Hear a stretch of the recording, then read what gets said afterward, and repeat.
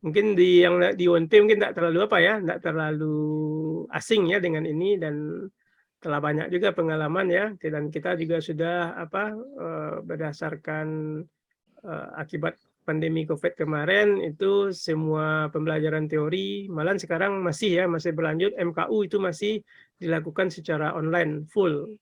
Ya, jadi selama 3 tahun telah banyak mungkin best practice yang telah kita lakukan ya, yang telah kita alami, kita coba-coba trial error yang bisa membuat pembelajaran itu menjadi efektif.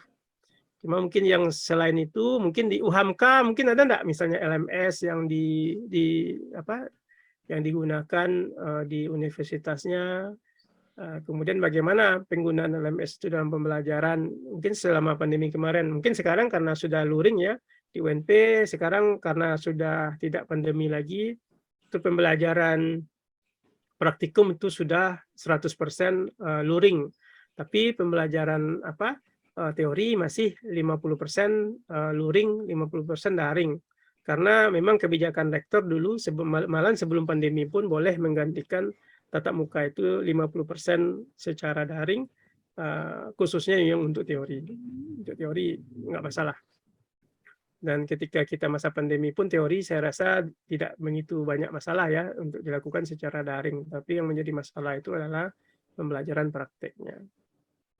Nah, saya juga nggak tahu bagi universitas yang lain di Muhammadiyah atau di di universitas lain apanya platform yang digunakan dan bagaimana bentuk pembelajaran yang Bapak Ibu gunakan.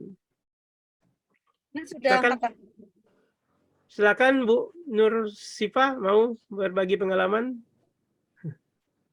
Ya itu yang angkat tangan Bu Imas, Pak. Oh, Bu Imas mana? Oh iya, silakan Bu Imas Arumsari dari UHAMKA. Silakan Bu. Ya, terima kasih Pak Hansi atas materinya dan kesempatannya untuk bertanya. Kalau saya sebenarnya mau bertanya terkait tadi teori-teori dalam pendekatan e-learning, karena kami yang basicnya bukan pendidikan mungkin masih belum familiar Pak dengan teori heuristik, konstruktivistik, kognitif, dan lain sebagainya. Jika berkenan mungkin minta tolong dijelaskan lebih detail dan terkait mungkin contohnya seperti apa, contoh medianya. Terima kasih Pak.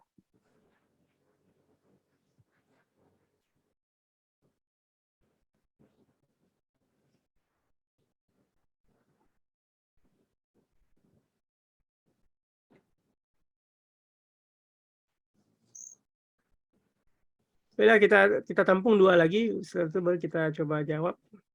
Silakan Bapak Ibu kalau ada pertanyaan lagi. Tadi pertama dari Bu Imas ya, dari UMK ya.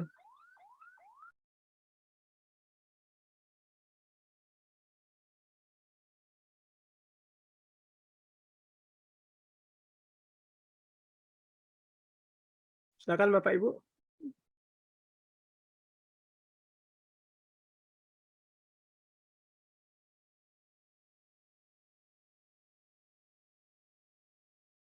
Kalau saya mungkin menjawab pertanyaan Pak Hansi tadi yang ditanyakan bagaimana UHAMKA menggunakan LMS ya.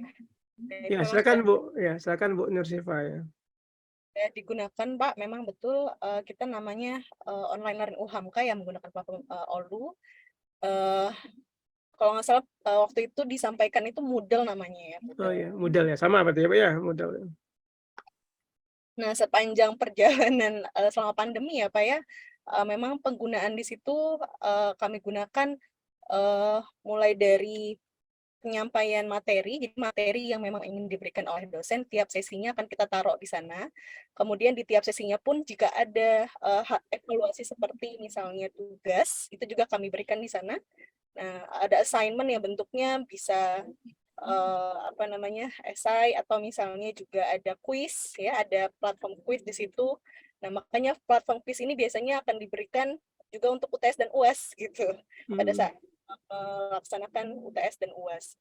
Nah, tadi sesuai dengan pertanyaannya Bu Imas juga itu juga yang ingin saya tanyakan gitu, karena sepanjang kita melaksanakan kegiatan itu ya tanpa ada teorinya gitu, bagaimana ya sebenarnya penggunaan yang baik dalam proses sinkronus dan asinkronus tadi gitu. Nah, itu mungkin Pak yang bisa dijelaskan. Baik, terima kasih Bu. Satu lagi mungkin dari Bapak lah lagi, Bapak-bapak ada yang. Jadi tadi dari Bu Imas ada pertanyaan, dari Bu Nur Sifa itu ada apa ya pengalaman tentang penggunaan e-learning yang ada di UHAMK ya, dan juga apa yang dilakukan. Satu lagi mungkin kalau ada yang mau bertanya atau juga berbagi boleh.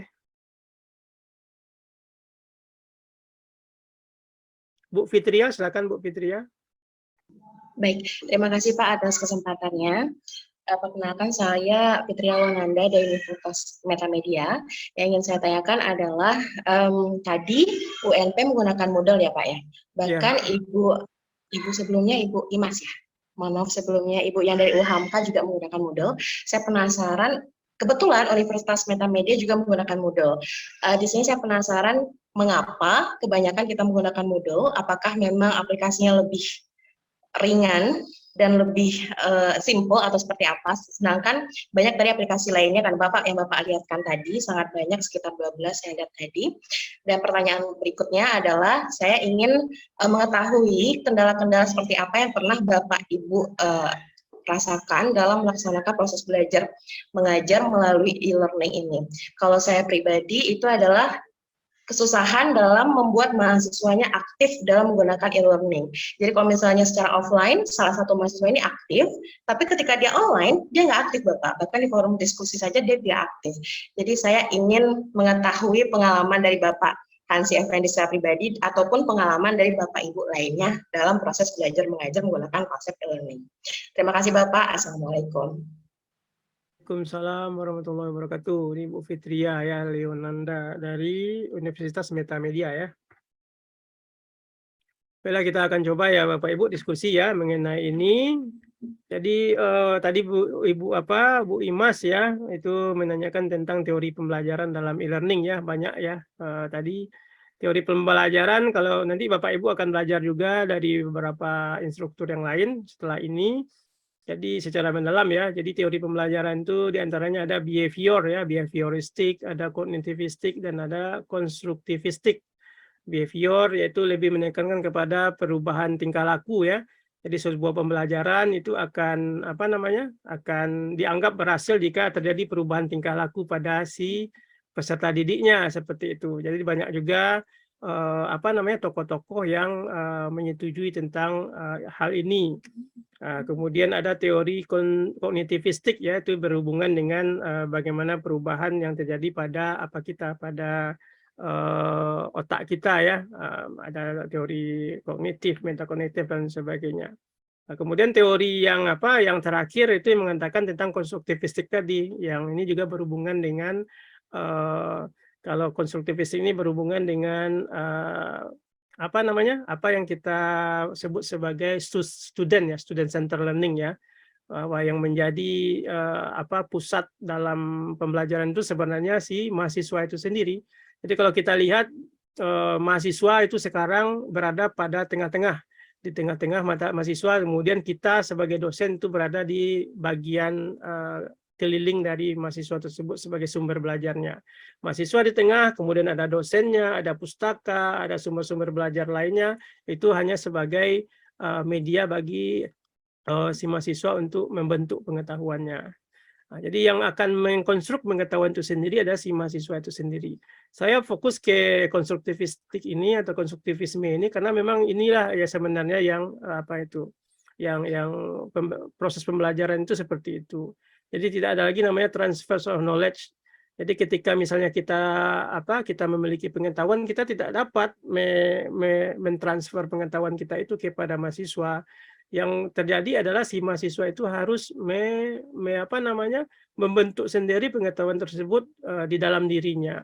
Tentu berdasarkan pengalaman dirinya juga, misalnya berdasarkan buku-buku yang dia baca, berdasarkan apa yang dia dengar, kemudian berdasarkan apa informasi yang kita berikan kepada dia. Nanti ketika dia misalnya dia tidak mengetahui sesuatu tentang suatu hal, ketika kita berikan informasi tersebut, dia hanya sekedar tahu saja, dia hanya akan menerima saja. Tapi kalau misalnya ketika dia sudah mengetahui sesuatu, dia telah membaca, mendengar, kemudian juga mengalami. Ketika kita memberikan informasi kepada dia, kepada mahasiswa tersebut, kemudian dia akan apa? Oh ya, betul, saya juga membaca begitu, gitu kan? Oh, saya juga mendengar begitu, saya juga melihat seperti itu, pengalaman saya juga begitu. Jadi dia akan mengiyakan, oh karena ini berasal dari informasi dari gurunya, maka ya terbentuklah itu. Oh ya, ini sudah dikuatkan. Terjadi penguatan-penguatan di dalam dirinya sehingga dia itulah menjadi pengetahuan pada dirinya. Tapi ketika misalnya kita memberikan informasi yang berbeda dengan dirinya, maka itu terjadi namanya konflik di dalam dirinya. Wah, kenapa kok informasi yang dia apakan kok berbeda dengan yang dia dapatkan dari guru, kok berbeda dari yang dia baca. Kemudian dia akan mencari lagi informasi lainnya untuk mencari pembenaran-pembenaran.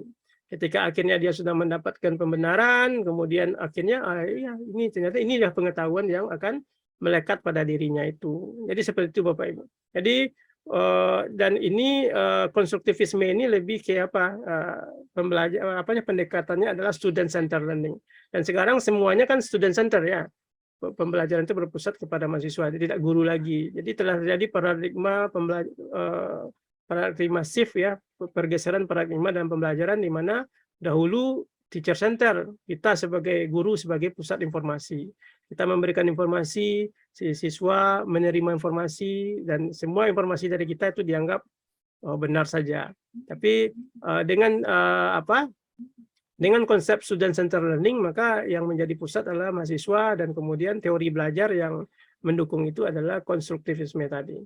Bahwa sebenarnya yang menjadi pembentuk atau pengkonstruk pengetahuan adalah si mahasiswa itu sendiri.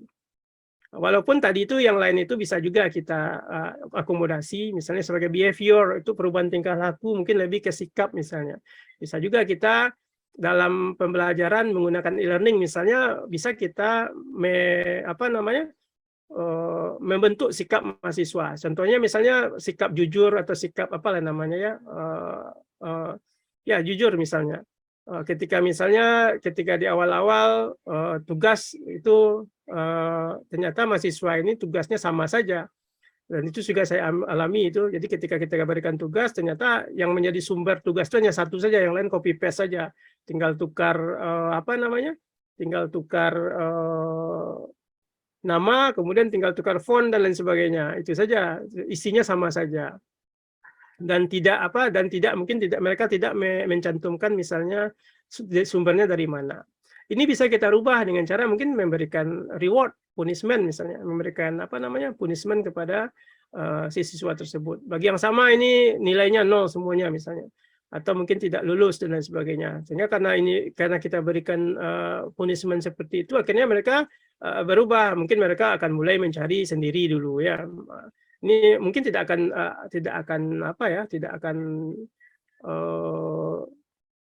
berlaku secara instan ya, tetapi ini akan berangsur-angsur. Mereka akan kalau ketika mereka melakukan sesuatu yang buruk, kita berikan penguatan negatif dengan memberikan punishment. Ketika dia melakukan sesuatu yang baik, kita berikan penguatan positif dengan memberikan reward, maka berangsur-angsur mereka akan berubah.